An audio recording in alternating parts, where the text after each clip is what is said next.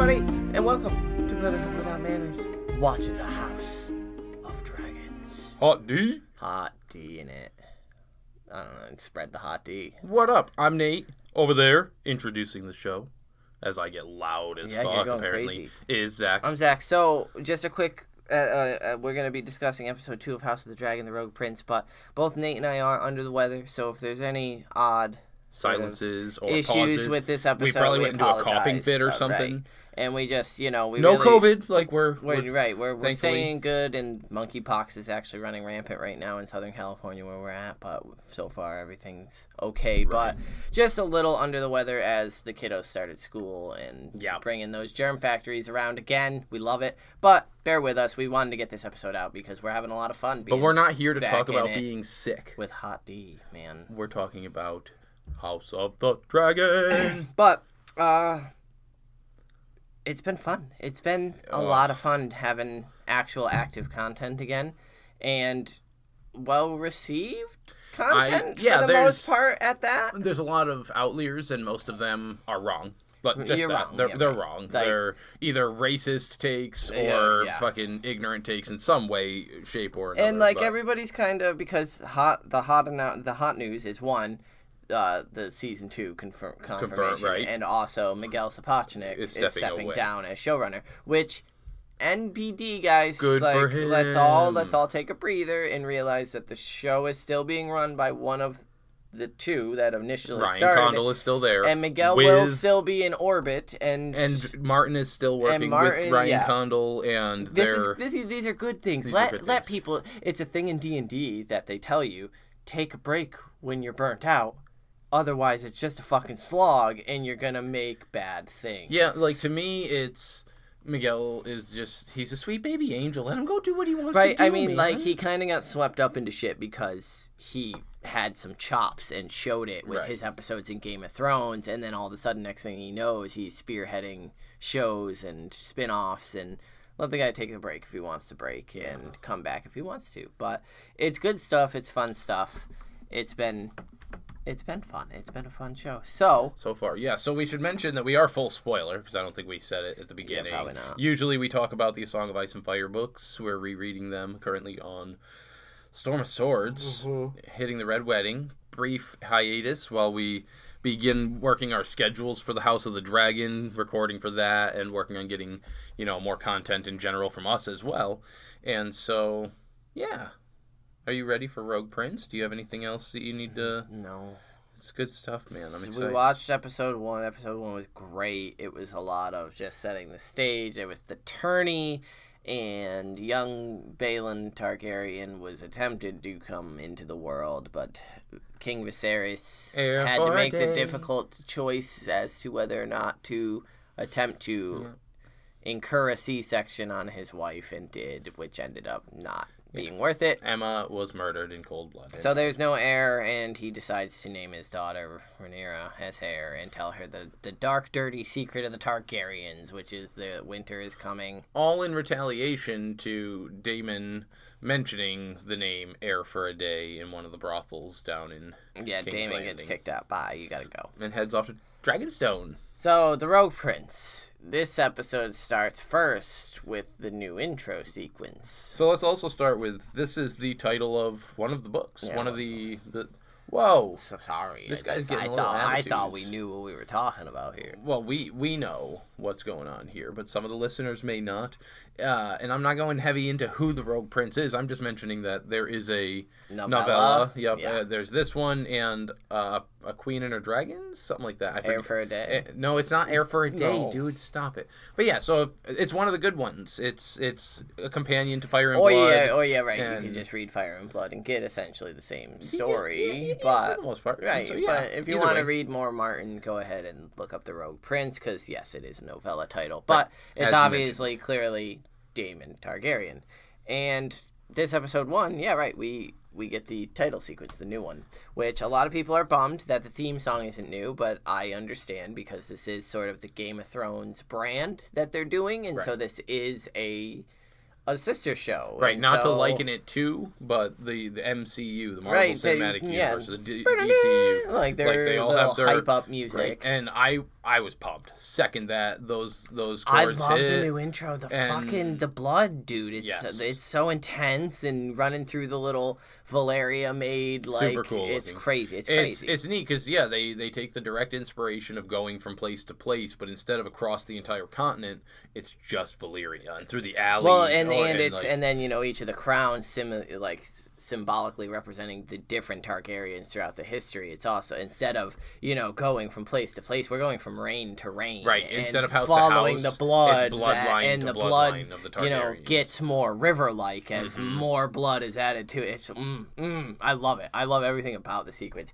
And this episode starts wild because this is like, so it feels like this could have been a cold open here. This should have been like how the entire vibe of the Iron Islands in the original show is this crab beater shit, man. So it's graphic and it's great. It's typical, of the series and how it comes at us, but... So we get the crab feeder, and he's executing motherfuckers mainly by nailing them to the posts and allowing them to be eaten by the crabs. And, you see the crabs, nipping at the open bone. And then all of a sudden one of them moves the guy, they're... man, yeah. It's horrid. It's great, brutal. but it's awesome. Yeah. It's a great reminder of, this guy's doing horrid shit over here. And then...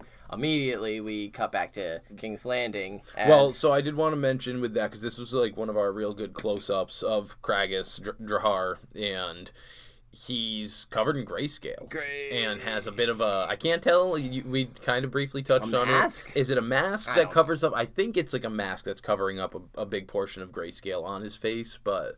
who knows? We'll see. It's a weird... I haven't actually, searched out straight up a picture of him, which I guess I could have, but... It's a weird look that's real creepy, and I like it. But yeah, we come back to the small council in King's Landing, Viserys, and they're discussing the recent death of Ryan Redwine and Lord Commander of the King's Commander, and that needs to be addressed. Sir Harold is now Lord Commander, but that spot needs to be filled. And Corlys storms in, and he's like, "Yo, my boy, exactly what the fuck I said was going to happen is now happening. Ships were taken 4, and one of them was my own. And what the fuck are we going to do?" And what are you doing? And Otto and King Viserys beat around the bush. Viserys says, well, I'm not going to go to war with the free cities. That's crazy. And even... was it Beesbury was pointing out that never in the history of the Seven Kingdoms have they declared war on any of the free cities. It's not a good look. Not a good look. Yeah, man. Corlys is pissed. He's pissed about this because it makes them, and he asks, what reason do they even have to fucking fear us then? If they can just attack one of our main trade routes with impunity. He's hinting at the fact that Viserys looks fucking weak. He looks weak. Even Daemon is allowed to go and take Dragonstone. And then which is really cool. We get the reference to the time jump of for half a year. He's been there 6 months. So which is perfect timing for that, because it's also giving a little foreshadowing of him working with Daemon. Because now, right at the end of the last episode, Daemon said the exact same thing. Right. Viserys, you're a weak king. He's a shit And king. now Corlys is coming in saying the same shit. You're weak, brah. Get your shit together. And of course, the royal cupbearer / heir apparent, Rhaenyra, is listening to all of this, and she's like, "You have dragon riders. Send us to fucking send a message, show of strength." And even Corlys is like, "Hell yes, even princess." She's got a plan. And Viserys is like, "You're a dumb woman, and shut your mouth." And Otto's all disapproving of Rhaenyra. Agreed, dumb woman, stupid and woman. Otto's like, "You should probably send her out with Sir Harold to pick the prospective and then the piece of replacements." shit's coming, not to jump ahead, but the piece of shit's gonna come over to mansplain to her why it's all fucking wrong what she's trying to pull anyway. So, why'd you even send her out there, you piece of shit? Yeah, Otto's got real cunty vibes. Dude, he's my Theon for this show. I love it. It's great. I despised Theon until the very last season or two, where he started, alright, he's doing good, because Alfie Allen killed it. I love what the actor's doing with Otto, because he's just this slimy piece of shit, but, it's believable. And I mentioned it to you when we were rewatching through. He reminds me of Jafar from Aladdin. Just this fucking gross piece of shit. It's so apparent that he's grabbing for power, but it's this it's almost like he's harmless until you realize too late that no, he did actually grab too far. Right, till he tightens that noose around your neck. And so we get Maker's Holdfast, Rhaenyra watching Sir Harold pick these different knights, and they're minis. Pomp. It's all pomp, right? It's like, you know, he made a big old show of like, oh, this guy stepped back, so now the three of us who are up here who can actually see this, I'm gonna move this miniature here, right? Over I here and put this one here. And don't get me wrong, they're freaking cool little pieces. I want little pieces. I really like that. But Sir Criston Cole's is just a tower. Circular, cylindrical fucking tube of like just blank wood, like this loser. Just a pillar. And it's like it's a really neat shot looking down, because one, Rhaenyra needs to step on the stool to like look down, which I just like. But looking down, it's also like Sir Criston's the only one without like a page holding a banner behind him. Right. Like he's got very plain right, armor. Like he's the shoddy one, of course, and like gods, he's Dornish. Oh gods. And so then of course Rhaenyra is like, you know. What? She loosens up. She asks who's seen actual combat, and he's like, yeah, Criston Cole is the only one. The rest are tourney knights. And I even asked you because I was like, what the fuck is a prospective poacher? Yeah, because Otto basically scolds her, and he's like, you know, Princess, this knight that Sir Harold presents first was a prospective poacher who took care of this guy and did a great service, and this is why he's here. And like Rhaenyra's like, okay, and Otto's like, you should thank him for his service, and she thanks him, but like, for fucking what? Like, what is a prospective poacher? Yeah, a like, potential poacher. So he thought about stealing chickens. And like, yeah, right. So what the fuck is the service he did? Fuck off. It was right, bizarre. And then Criston Cole walks in. And it's like, I served in the Dornish marches. I was in the infantry for a year. I'm a badass bitch. You should just hire me on the spot. And Rhaenyra's like, yeah, you are a badass bitch. Yeah, she gets all like... She's leaning over the thing, very Romeo and Juliet. Sir. Yeah, she's all for it, which we're gonna see destroyed in episode 3, I feel. And so she chooses him, and Otto's immediately like, nah, you should do it because this is the Game of Thrones, and these families are powerful. This one's, you know, holds. And she's straight up blah, like, blah, blah. Otto, he ain't here to protect you. Here to protect me and my dad. So that's the guy I want protecting us. Wouldn't you think? Get it gone. And it's done. She walks away all bad at because she's amazing. And then we get the creep. Here we go. We start getting into it because we're in the king's private chambers with Alicent. And they're looking at this model of Valeria. Poor Alicent, just all around. Because at this point, we have watched it a second time through. The first time I didn't catch it. Viserys didn't even fucking build this model of Valeria. The stonemasons. Oh yeah. He just like gives like the book, which like Jesus Christ, it's not like you're not even playing with Legos. Like you're looking at the model. You're looking at the instructions, being like, oh wow. He's reading about past Lego models and then writing the instructions for them. Yeah, right. I did forget to mention that in the previous scenes with the small council and then the choosing of the new Kingsguard. Otto's wearing green. Right. Colors are important.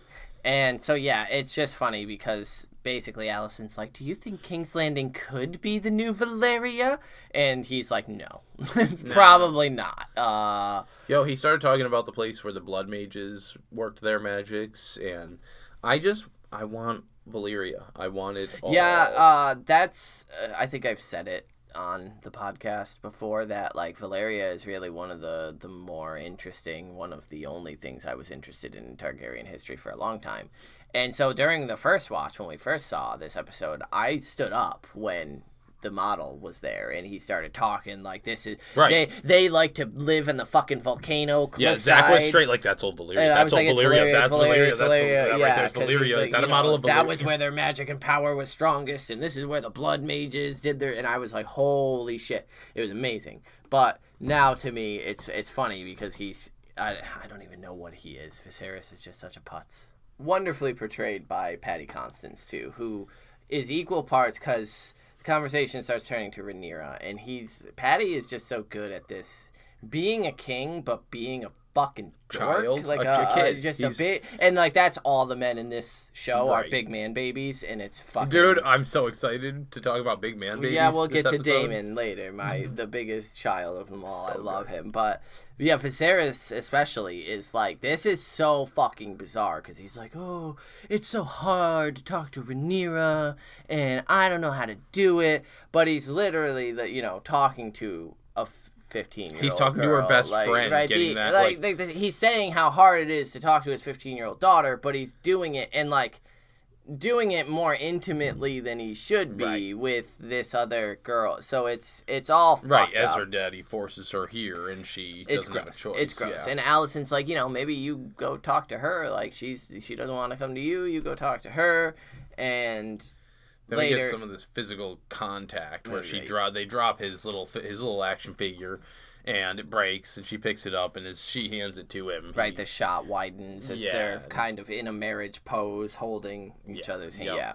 Yeah, some foreshadowing there, and the blue dress, and then we get one of my favorite scenes of the episode, the gardens, where Viserys meets with Corlys and Rhaenys. Yes. So there's a super cool cut right at the start of the conversation where there's these two hedges that basically frame the three of them in, with the ocean and then the hill behind them. Yeah, it's very snug as a bug. It reminds me of Olenna Tyrell's garden. They're, the secrets. Yeah, and Rhaenys has clearly got that edge to her as well. I love this power couple, dude. They're two of my favorites with them because they just command the screen. And her just quiet studying of Viserys. She's watching his reactions and Viserys is loving Rhaenys is my favorite cousin. This is the scene that made me immediately think that Viserys is what it would look like if Renly was on the throne.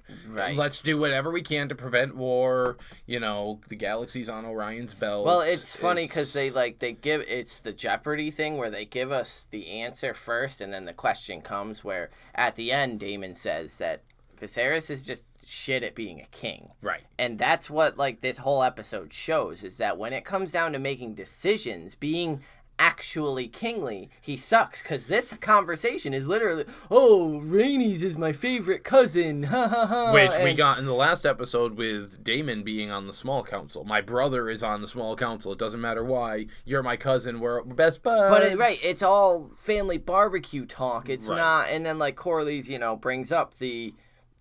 Shit looks bad right now.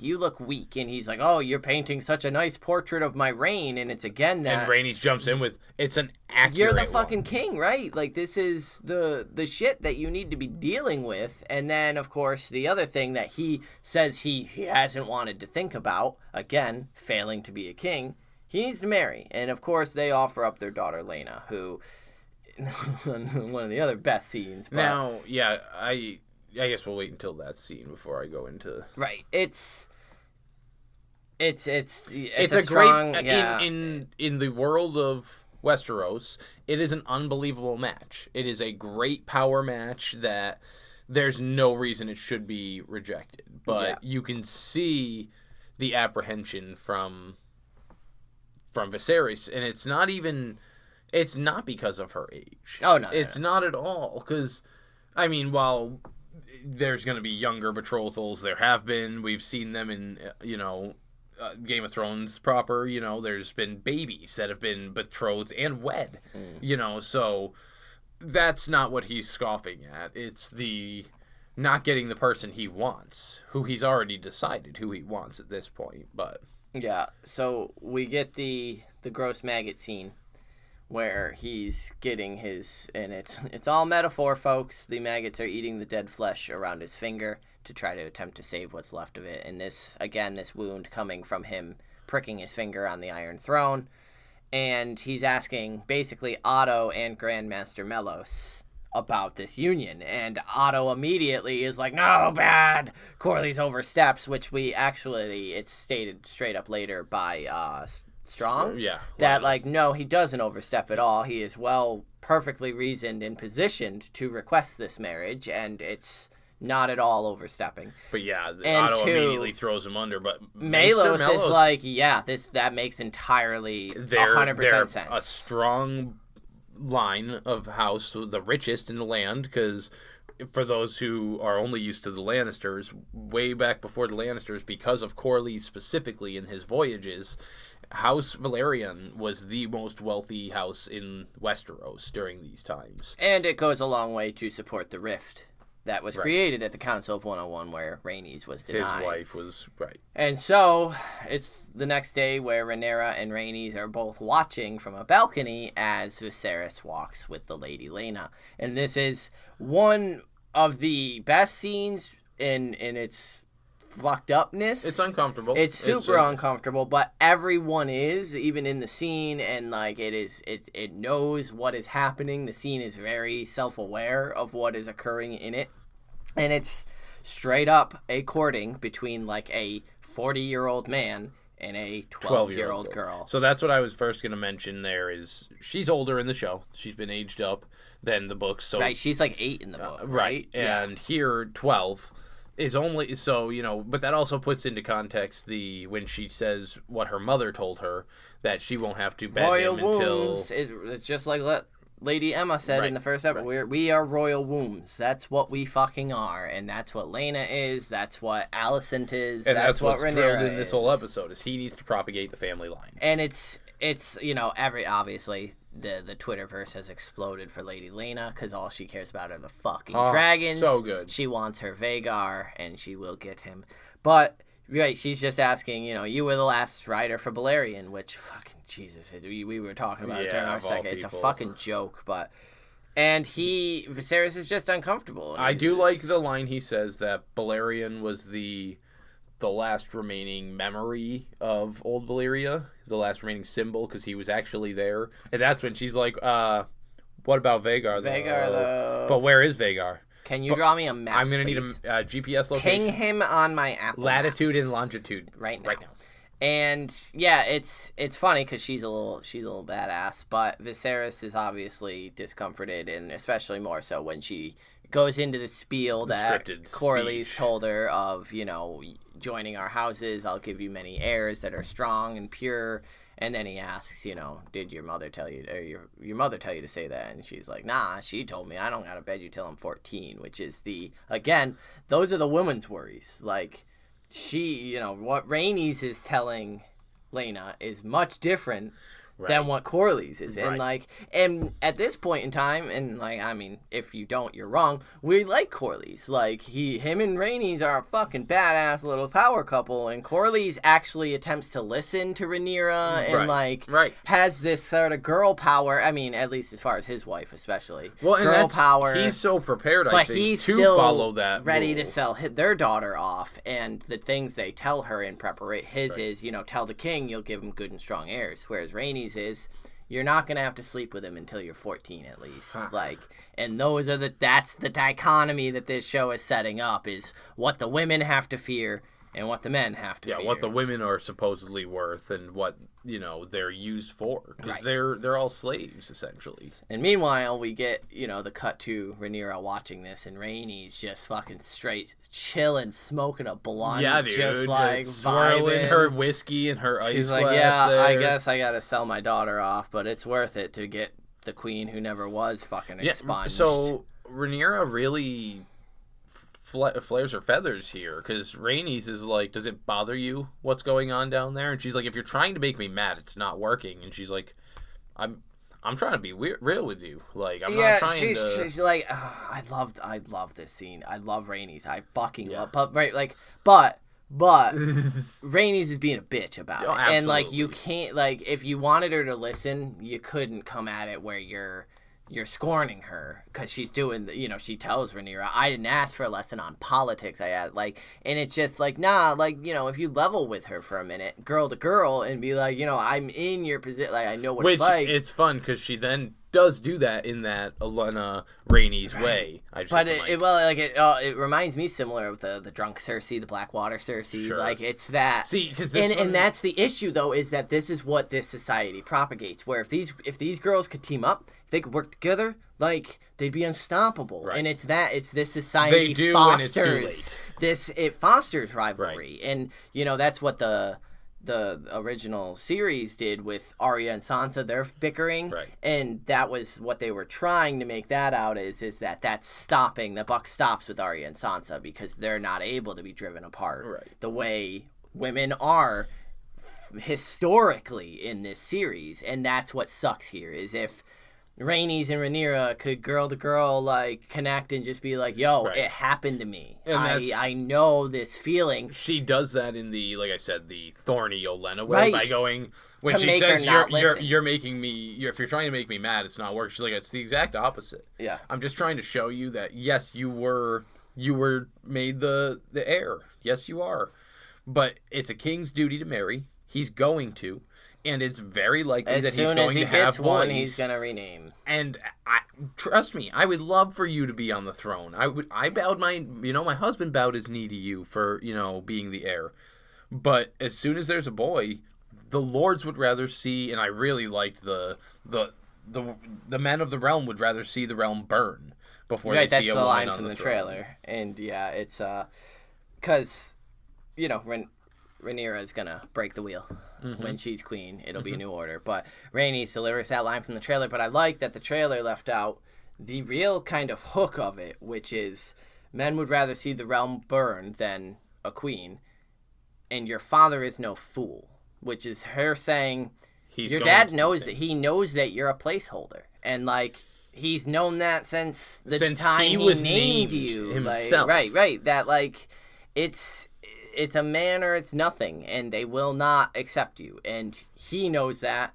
You know that. I know that. The fucking realm knows that. And so, this game that we're all playing, you're a cupbearer. That's where it's at. And Rhaenys even brings that up. Do you tell the men that you're his heir when you're serving them their wine? Like, are you, Yeah. And it's such a good barb because it's so true. Yeah, but she kills it. We then get the dinner with Alicent and Viserys as they're getting more and more intimate. We're meant to see and spending a lot of time together.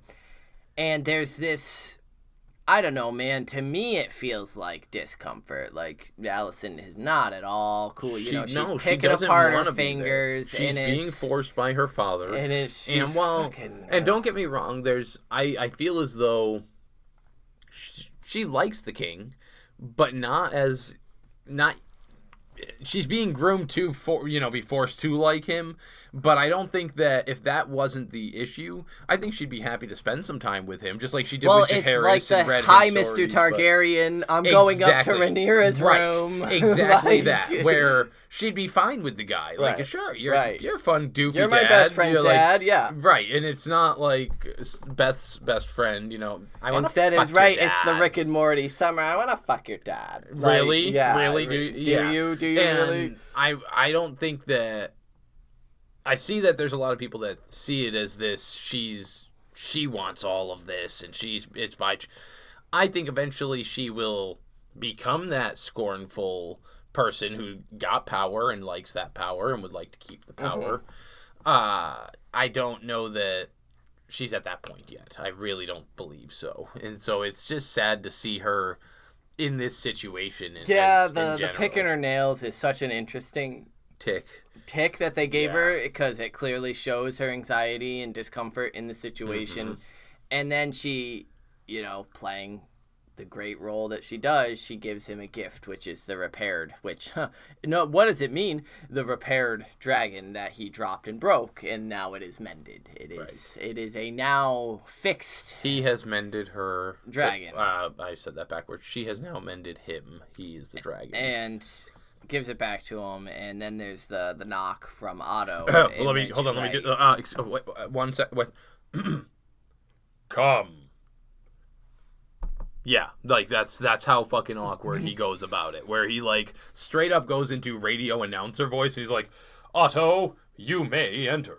And then Otto comes in. And he's like, "Yo, I called a meeting. Come on." And so they go to a quick meeting where Daemon took an egg. I love it. I love this scene as well because of Rhaenyra and Corlys, because Corlys is a badass bitch. But yeah, so we get the small council first of finding out that Daemon stole an egg, and there's discussion about what to do, and Viserys is like, if I respond to it, that's what he wants. he's on Dragonstone with his gold cloaks. Let him just fucking sit there and stew. And then it's Rhaenyra who's like... Well, they do read his missive as well, that he's going to be taking a second wife. Obviously, we spoke on last episode. He doesn't like his Royce wife. He calls her the bronze bitch. Yeah. He wants her to die, and so in the traditions of Targaryen history, he's taking a second wife, who is Mysaria. In the books, she is the Master of Whispers. She fucking will be, yes. Yeah, like, so she's gonna be, yeah. That's still a thing. We gotta get happen. her there. That's what they're building toward, Yeah, I think, yes. Like you said, Rhaenyra was there, and she cuts the silence with just... I love hearing her speak Valyrian, first of all. And she speaks to the dragon worker there. The emotion in her voice, the way that, like... Cause she knows before she asks the question. Yep. She knows what Daemon's doing here. Because in the missive, he says, as the true heir of Dragonstone. And so right there, she took it as this motherfucker's shooting at me. And then it was wait a minute. He wants the king's attention, too. How better to do that? And she asks which egg, and it was, of course, Dreamfire's, which means it's the one that Rhaenyra herself picked to lay in Balon, her brother's cradle. Once again, Viserys cracks me up right here, because he puffs up his chest, and he's like, no, I don't think so. I'm taking care of this right now. I'm going to go and ride a boat, cross the water, I'm going to beat him up, that son of a bitch. And Otto's like, Sire, I can't let you do that. Right, I can't let you do that. If this was Jaehaerys, if this was fucking Aegon, they'd be like, oh, excuse the fuck out of you? What did you just say, Otto? Yeah. Sit the fuck down. It's the isolate, don't go talk to Daemon. That's your family. That's someone who doesn't like me. Right. And so it's that I'll go deal with it. You stay here. And as well as an excuse to... He's now got the king by himself for Alicent to get all by herself. But right, that's 100%. Let her keep digging those claws in. Right. I'll deal with everything else. And Rhaenyra is obviously like, fuck this noise. So we cut to Otto getting his armor on. And Alicent as well, and he fucking disgustingly grabs her hands and says that she is the most comely woman at court and asks her why she destroys herself. And this scene between these two he makes actors, this gross noise when she's... Right, it's like a but like almost a fatherly like talk to me, kid, but also in the gross, it's this gross I'm a predator who's trying uncle, to sell you to the king. And the look of just vile contempt that she gives him, that's so unspoken in this, that it's such a you could tell she's relieved when Sir Criston walks up and interrupts. Right. Because it's immediately, good evening, Sir Criston. And tells him, protect our hand, Sir Criston, and walks away. It's beautifully done, the acting, all of it. And it's disgusting. But we get some jetpacking, because the very next scene is Otto Hightower walking up the long, winding stairs, switchback. What a fucking shot. Yeah, this is like high fantasy peak shit here. Like and castle I love it. up on the walkway with the clouds from the smoke, it was so good. So we got Otto, we got Harold Westerling, Kristen Cole, and their guard. I believe that Kristen Cole, when he walked into Otto's house room with Alicent, had said that it's 20 of their best household guards. Yeah. And Daemon comes down with Mysaria and a bunch of his gold cloaks, and here we go. Otto basically lies, and he's like, yo, Viserys said, fuck you, and you're a bitch, and he isn't even going to bother dealing with your shit, because he fucking hates you. And, of course, that's all Daemon wants. Harold Hightower disagrees he with this. Was like, he whoa. he catches Otto's shit, and he's like, that's not at all. Viserys was literally ready to fly here himself on Dragonback a second ago. So we get a lot of really fun, really neat, cool stuff going on here. Sir Crispin. Was that what it was? Yeah, I just love... Okay, so Matt Smith. Matt Smith as Daemon, ladies and gentlemen, was one of the best casting choices that they could have made, because he had such an awkward, doofy quality. It's almost the middle child to Daemon, and it's wonderful, because when Kristen Cole fires back, maybe my prince remembers when I knocked him out, the way he laughs and is like, oh, very good. It's fun, because that reminded me a lot of the Tyrion that everybody enjoys. Right. It's this, I can appreciate a good insult. Right, Like that, right, no, right, I yeah. got you, but you came back, that one was clever. I Yeah, like, very yeah. good. Yeah, all right. Yeah, it's fucking brilliant. And Daemon is just being peak Daemon So here. fun. Otto's being, And you know... Otto shouts at Daemon about the filthy whore, how she can't be, it's a bastard, saying all Right, these words. like, you're being crazy. You're And dishonoring she's your like house. getting this look of, whoa, Yeah, her what looks am like, I wrapped what the up fuck in is right happening? now? Hold on. Right, there's specific like close-ups, so shots of her where she comes into focus. One during the mention of marriage, and the other one during the mention of a pregnancy. And at one point, she even fucking turns and walks off. But Right, that's after the drag. Yeah, Otto basically says, she's gonna die along with the babe inside her if you keep along this, and then swords are drawn. So and because Daemon does this fun little, he holds out the egg at his extended arm, and he's like, "The egg's right here, Otto. Come on and get it." And he's like, "You want to do it like that? You know you'll die." And he's like, "Ah, so will you." And then a lot of people thought it was the fun. There was a lot of fun drawings of Caraxes hiding Peeking. behind the. It appears to me as though it was the sound of steel being drawn. Oh yeah. Because as soon as there was a steel lot drawn, of it. Yeah, you hear the gross, fucking greatest dragon sounds. no. I adore.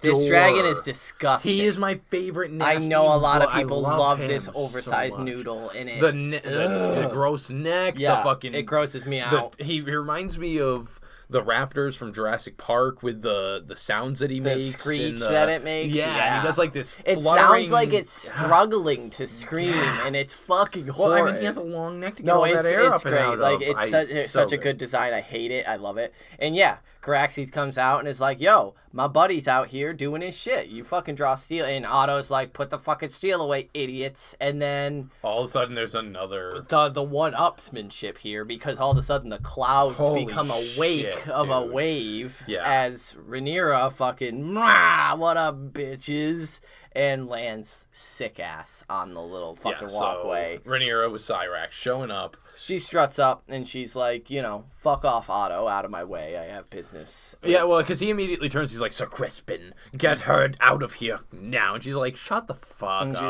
like, Otto." "Yo, what up, Kristen?" And then she goes up to her uncle and she's like, "Yo, what up, Unc?" And High Valyrian again immediately. good. And we get dude, as soon as Rhaenyra walks up, He fucking Daemon yeah. like pouts, like he like, "Oh, she's coming to take away my right, egg." now it's over. Like now I'm done and I have to give this Not to only does her. she have a dragon, but she's also like Daemon's not gonna fucking hurt Rhaenyra. right. Like, And the fact that she's the one that's most dedicated to the dragon eggs. She's Right. like super and she dragon doesn't want to rider. be heir, And like he was just pissed off at the whole heir thing and took it out on her by grabbing the dragon. He wants wanted- Viserys' attention. Dude wants attention, Right, dude. and like he's And not so, gonna yeah. kill Rhaenyra, When so he he- knows the jig is up. When he snatches the egg to his chest, it's this straight like, you need to give the kitten back. I know you found him. No, or I feeding wanna him, but keep it. It's Yeah. not, it does belong to somebody else, and they're very. And it was so fun. And like I love it because Rhaenyra snaps at him a bit. She's like, you needed to take my fucking brother's egg to prove this point. Like, what the fuck, dude? Yeah, straight up. This is my castle that you're living. And then in. she gets to the point of it. And she's like, I'm right here, uncle. So like, if you want to be heir again, you have to kill me. So why don't you just fucking do it? Press that goddamn button, motherfucker. Press the goddamn button. And he doesn't, of course. He hikes the egg at her. He turns to walk away and then throws it overhand over his opposite shoulder. So angsty. The throw was he's the biggest emo of Westeros. Yeah, it's so angsty. We I love mentioned it. years ago on our very first episode how emo the Night's Watch was, and Jon Snow, and I think it was Will maybe way back then. Yeah. Either way, Waymore Royce, I think is who we said was actually the Potentially. emo. This is the origins of emo in Westeros. Like he's the one that's starting up like Fallout Boy at Dragonstone. Yeah, dude, I'm and here for Daemon. It's so good. Rhaenyra, gets the egg put into the brazier and fucking smirks at Otto like, "See you in 2 days, bitch. Enjoy the fucking trip back." You came for nothing. I could have solved it. Flies away, and then we get in Dragonstone where Daemon goes up to Missaria and is being all angsty. Dude, he and walks up and and puts his head on her shoulder. Like, I need cuddles. And Missaria is not having it. She's like, "Bro, you can play these stupid fucking games with the king. I'm not a Targaryen, motherfucker. Why are you telling people, one, that we're getting married, and two, that I'm pregnant? And she notes very specifically that she made it so she can't get threatened with pregnancy. So she made herself sterile somehow. She does not want in that the books, whatsoever. Lady Mysaria has a miscarriage and is sent away. And so there's some, changing going on here, but I think that that's essentially what they're, because she doesn't have a baby, like, in the books at all, and I think that's their explanation that they're going to go with here, because, as you said, Lady Mysaria ends up being the Lady of Whispers, which is Varys' position, like, at court. So she's going to have some importance here, and I loved this scene. Because I think what's she called? Lady Mystery? Lady Misery? Misery, yeah. Misery. And, Mystery. Yeah. And Scoobing the she tells him, I didn't get with you because I want power, status, station, or gold. I got with you because I wanted to be liberated from fear, which is such an interesting, it's such a good inlang. Right. For It's funny. It's to me, it's almost like you're, I suppose I could change it. I was going to say tigers, but it's like jumping into the dragon pit with all the dragons and hoping you befriend them so that they don't kill you when they protect you instead. You've got the bigger foe as a friend for your enemies. Right. Yeah, and that's it. Is basically she bedded up with Daemon to have that absolute protection, and Daemon promises that she'll be safe under him, with him. And so Viserys meets with Lionel Strong. So we cut back to King's Landing here, and Lionel Strong, who I'm a big fan of Lionel Strong. It's interesting the way Viserys is kind of one by one bringing this Laena thing. So we mentioned how he had talked to Melos and Otto, and Melos was all for Laena Velaryon. And so then we also had him speaking with Corlys, who said he loves to have the unfettered opinions. Like, come, I want to talk to you. Yeah, that's another bullshit line. And he keeps saying that, and this whole episode is, like you said, laying out how horrible the king is. He is because he's not listening to anyone. On top of the fact that he's not doing any of his duties, he's completely disregarding all the advice, which is exactly the same from everybody. It's except 4 to for 1, the one, right? It's fucking 4 to 1. Who has the most to gain from this situation? Everyone else is like Laena's the strongest. Like that's the best match. And even here, this is we both, I think, kind of on the second watch realized how much I like this conversation. Like, this is one again. Fucking Patty, man. The leaning over the chair. Right. He's so comfortable in this role as a Targaryen king that, it really does just feel like a peek behind the door of, he's hitting each of these counselors for different reasons. And, he tells Lionel Strong, I need good, true, honest counsel. And Lionel tells him, Laena's a great fucking match. Right.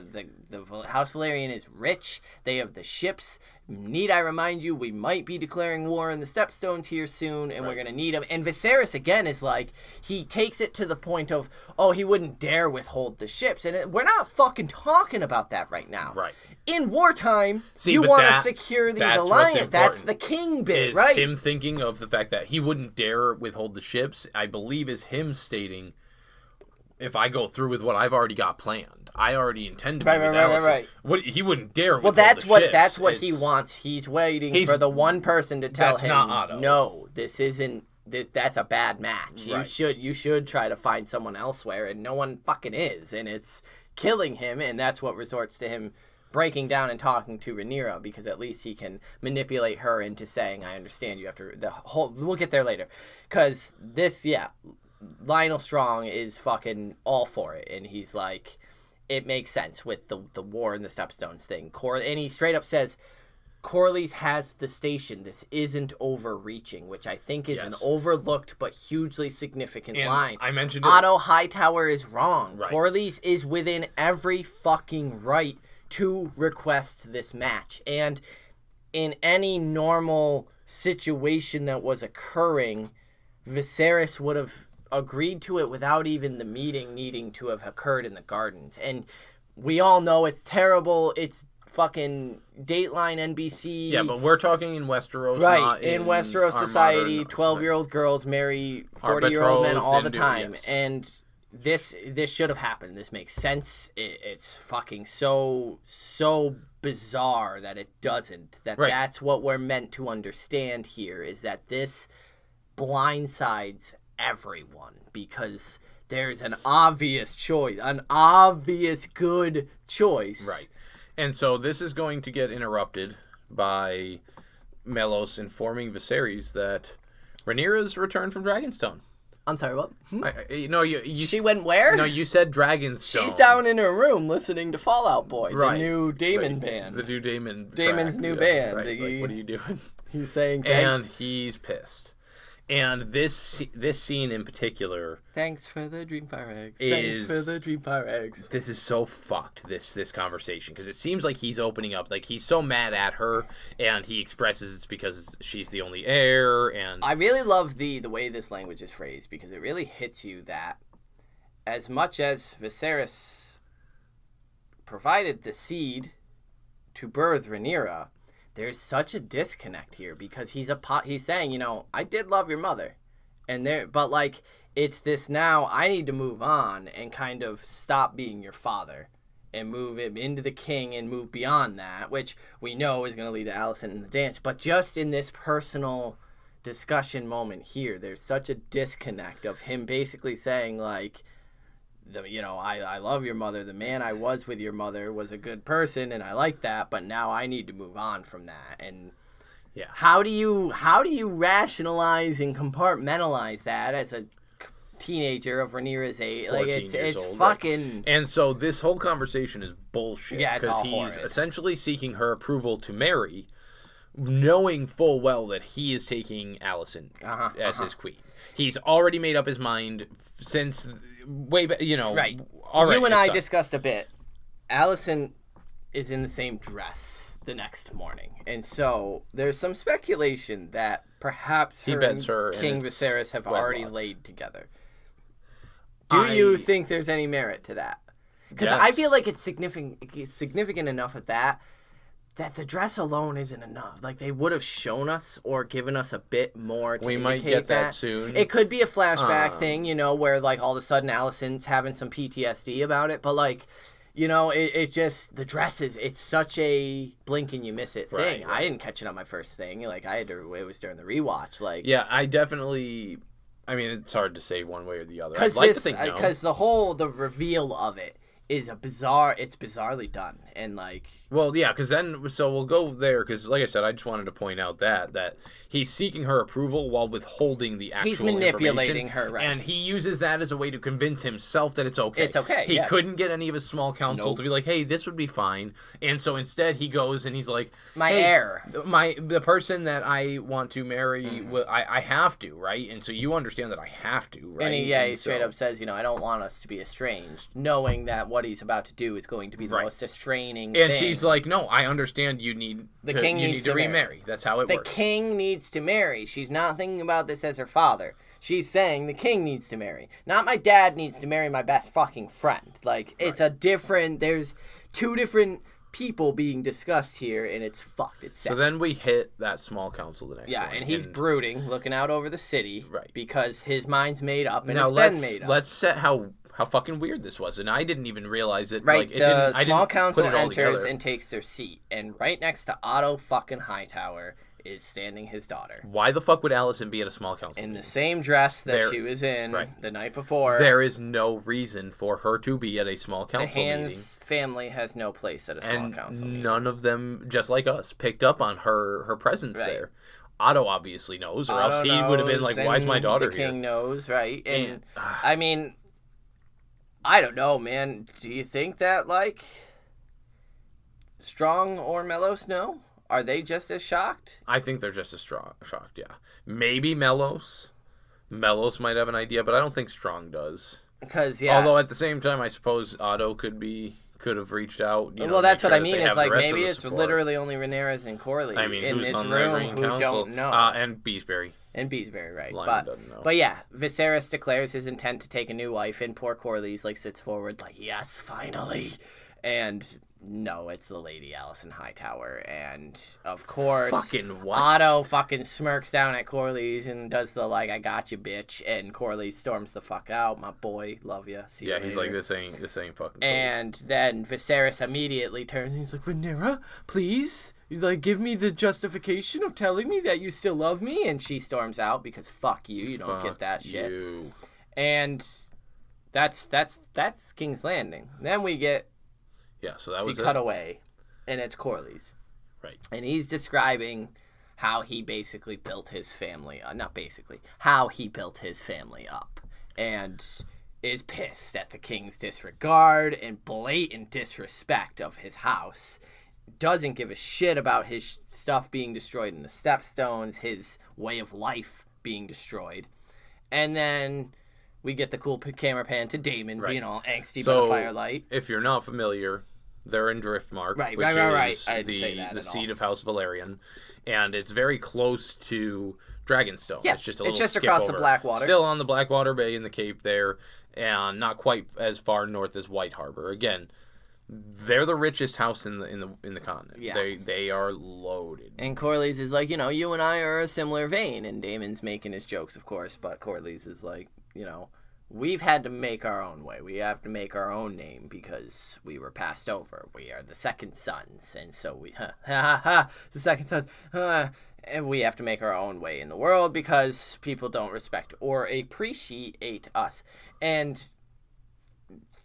like Daemon, is like, Viserys sucks at being a king, and then when Corlys agrees, he's like, "Don't talk about my brother like that. Only I can do Which that." is just the old, Of course, age-old, sibling thing. Not with you. You're fucking talk shit about Zach. He deserves that. But he is interested, perhaps, in an alliance to tag team up against this crab Vito and take out some shit in the Stepstones, which we get a sweet cut to as we see the disgusting ass crab beater fucking Right.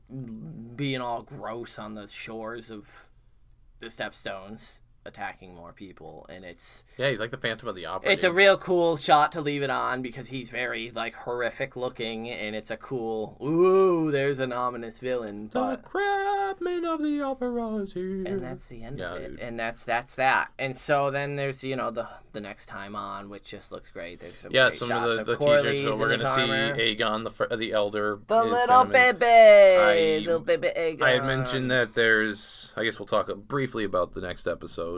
Yeah, there was a little scene I saw with Rhaenyra falling back from a campfire, and so I'm pretty sure we're going to scuttling get back. in the books. It's open for interpretation between Mellows But that's gonna and be Kristen Mushroom Cole. and whoever the other Meister's name, who I forget right now, it was, but.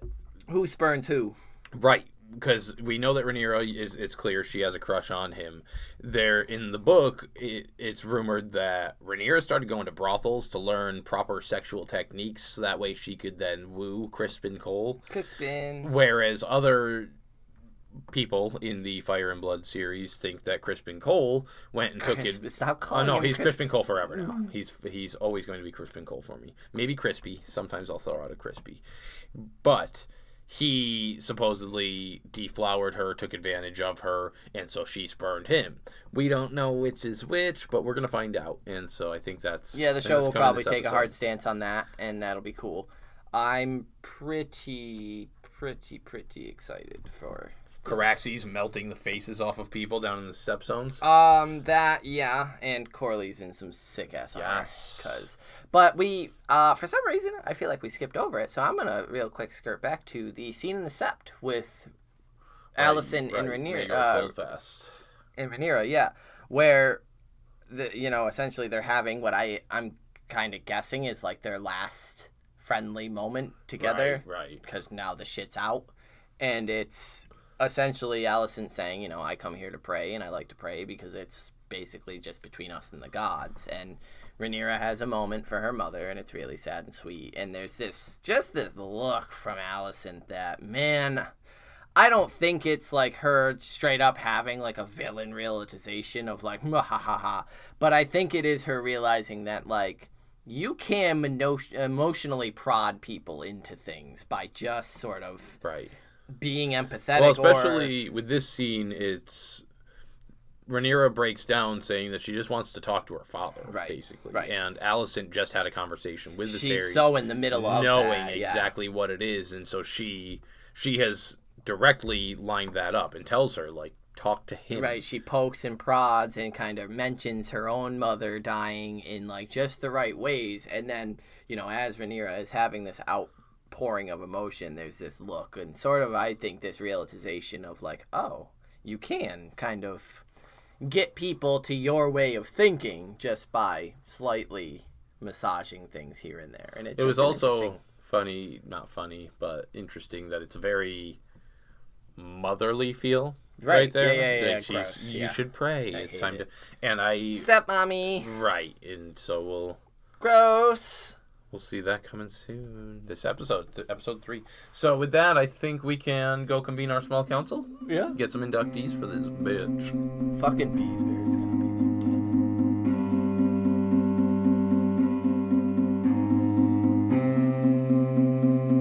it. Welcome back to the small council. Joining us here is Lyman Beesbury. I need fucking art on my wall of Damon's, like, angsty cradling the egg, dude. I'm so obsessed. I'm obsessed with Matt Smith as Damon. I don't want to give it back. You have an inductee for episode 2 of Hot D, the Rogue Prince. Lena. Yeah, Lena Valyrian. And not only because of the fact that she's going through this song and dance of, you know, being wooed and courted by the king. Yeah. She's not as... She looks younger. The actress herself looks younger than 12. But I guess I don't know what 12 really looks like these days anymore.